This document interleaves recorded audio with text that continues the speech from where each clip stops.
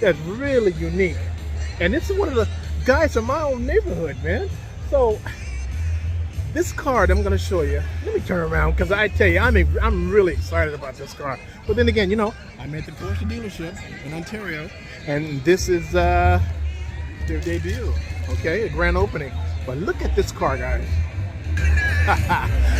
Look at that.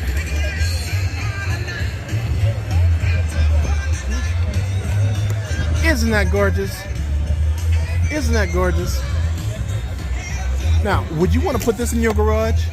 Huh? Look at the styling on that rascal. Now, the wing is by APR. Now, that's Casey's company, okay?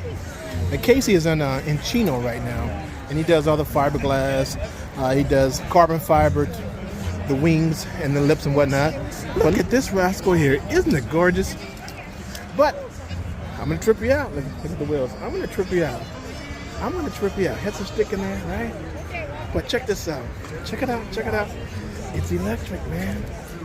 Huh? It's follow cord. Oh my goodness, to the box. It's electric. So the owner of this particular car is called BISI. And I tell you, he put this together, and he's a tuner. And he's out in this area, in the Inland Empire.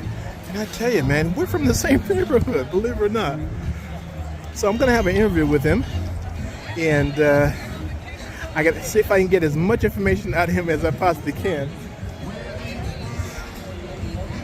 Look at that rascal.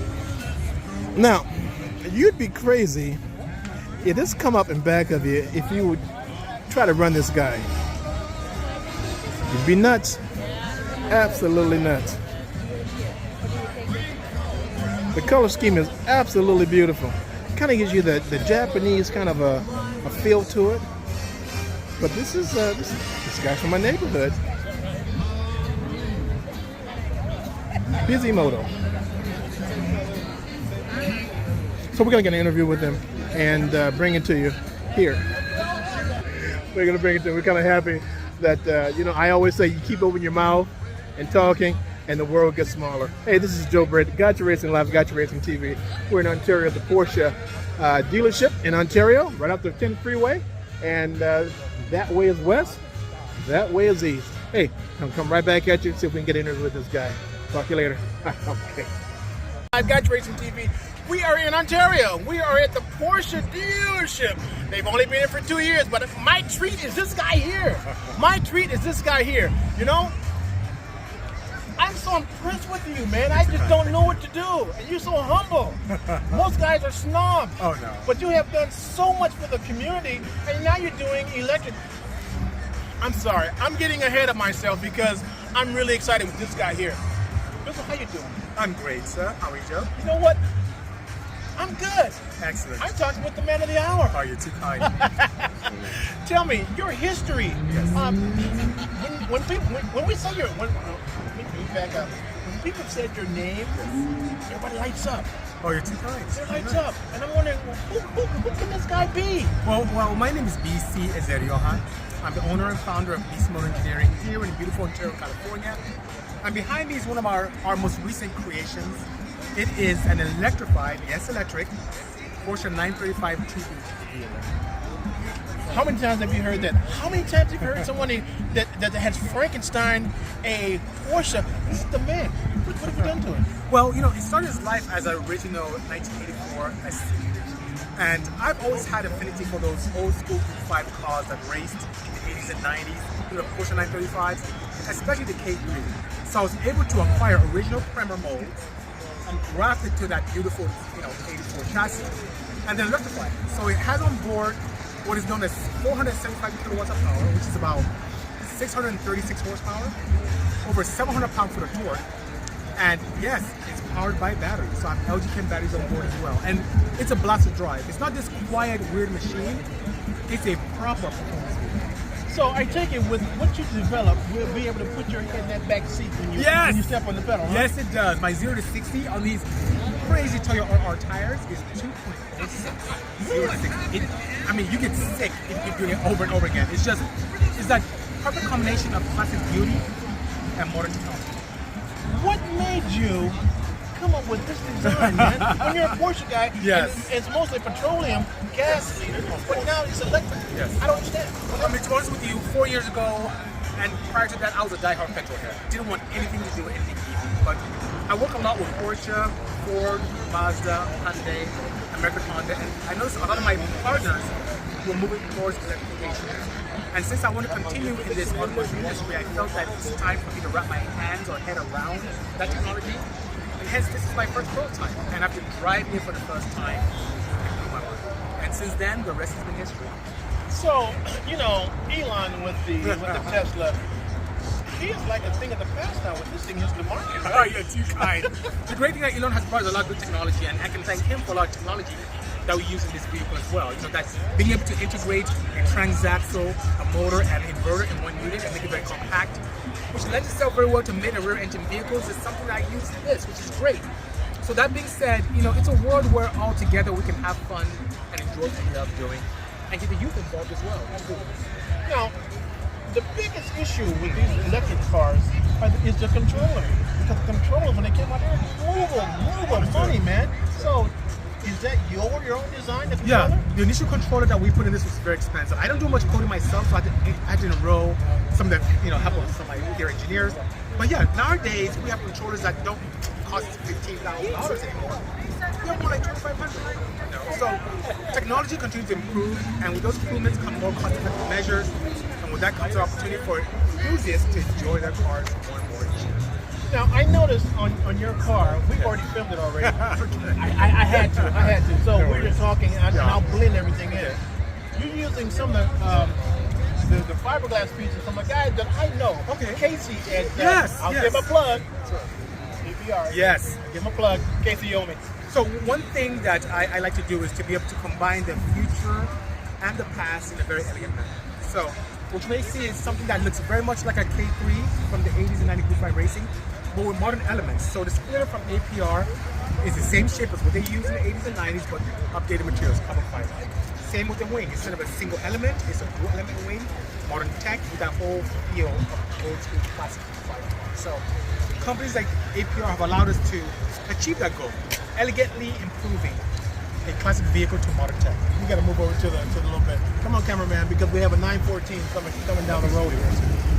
They're wanting to run into you now. Okay.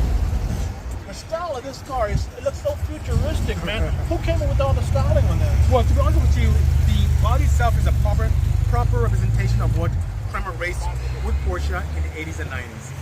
The small elements are just my touch to be able to bring it up to speed. Modern optics in terms of headlights. So instead of old school, just standard lighting, it has like optics that that incorporate daytime running lights and are DRL in nature from the 911 design. And once again, even the opening is a GT3 radiator instead of a heat exchanger for a turbo. It cools down my inverter on an electric motor. So we didn't take away from the original beauty of the classic Porsche race car. We just brought the speed just a little bit. So it's still Porsche or Kremer's design that's implemented on this chassis. Now, I've also noticed, folks, you can see this color scheme is off the chain. And it's more of a Japanese style. It is. Huh? There's a Japanese team known as there's a Japanese team that also raced 935s, and they had a white and pink livery. Now, the gray is something that is more like a Bisimoto style. A lot of my cars that I build have that metallic look to them, that the metallic grays. So that's a slate gray from a Porsche 997, mixed with that Team Gozi, which is a team in Japan. Their livery in terms of that. And Andy Blackmore is a very talented concept artist that does a lot of stuff for Formula One. He merged those two worlds together. The old school Japanese Porsche racing team, my heritage is in small displacement Japanese cars, and he kind of combined that with my themes and theirs and came up with a beautiful design that now exists thanks to Andy Blackmore. Man, I tell you, this is an eye catcher. Thank you. Like, when it rolled up, you look at it, go, oh, a gas model is going to hit the streets. But then I see you plug it up. Yeah. Like, oh my goodness, it's Understood. electrified. Yes, it is. It really threw me for. And you see it has two ports, so that's a regular J1772 plug that you have at home or out and about. But the other aperture is not for a liquid-to-air intercooler like you would on the original car. That is for fast charging. That's for chattermode fast charging. What that does, if I'm completely depleted of all electrons, I can fully charge in 32 minutes from 0 to 100% state of charge. Okay, so here's the other question. It looks awfully heavy. The car You'd be surprised. does. What's the weight on this? 2685. And how'd you manage that? Well, you know what? Batteries. Batteries are the most expensive and heaviest component of these builds. I have 32 kilowatt hours, and what that means is it gives me a range, if I don't misbehave, of about 140 or 150 miles. You may think, that's not a lot, but it is if you want to travel, have a lot of fun. But if you plug in, fast charging, boom, 30 minutes later, you're back at 100% again. You keep having a blast. So by the time I get coffee, or use the restroom, and come out, I'm good to go again. So, being that it's electric, it's 50 state legal. I get to drive this thing around, participate in rallies, and it'll, drive. It's a lot of fun. And today, from here, we have another event in Pasadena. We're gonna head out there, and I'm driving her there. So now, most electric cars, you can't hear them. Yes. They're quiet. Uh-huh. This one is what? That's by design. Most electric cars have sound deadening to really appeal to the masses. This has no sound deadening at all. If anything, there's an opening. If you look in the very back of the car, there's an opening that goes straight to the engine compartment. So you hear the natural whine of the electric motors and the gears in the transaxle. So it has like a supercharger whine to it. Like, it's pretty cool. It's different, not bad, just different. How long did it take you at night to come up with this? A nice. No, it took a few months of putting pen to paper to be able to come up with this concept, but from beginning to finish, it was an 11-month project. No kidding. I know you said Pasadena, you're going to next, right? So I'm not going to hold you no longer. worries. Where can they see you in this car? Sounds good. Well, if you go on Bisimoto YouTube page, so Bisimoto, BISIMOTO, of a YouTube page that you can really see that. We're going to SEMA 2022. And we'll You're going to be be there. You'll see it there in its flesh as well. And also, you guys can follow me on Instagram, same handle, Bisimoto. Outstanding. Folks, I told you, this is a treat, man. This is a treat. You can't get any better than this. So it's time for us to just shut down and go home. We've gotten to the man. We've got with the Porsche dealership in Ontario. But this beast right here, this is the future. Now, the other thing you said, getting the youth involved. Yes. There's a reason, or better yet, there's a method to the madness when it comes to tuning these chassis. I've noticed that the youth market, youth individuals, younger generation are not really interested in cars, especially when it comes to modern technology in cars, because, honestly, you can't blame them. A lot of EVs look very boring. So it's my goal to it's been my crusade to get the youth involved. So hence, I've built a vehicle that's very eye-catching and engaging, and can really stimulate the minds of the youth. And then when they come to me, like, oh my God, that car's so cool, guess what's electric? Oh, that's cool too? We're trying to make electric appealing and cool. And it's working.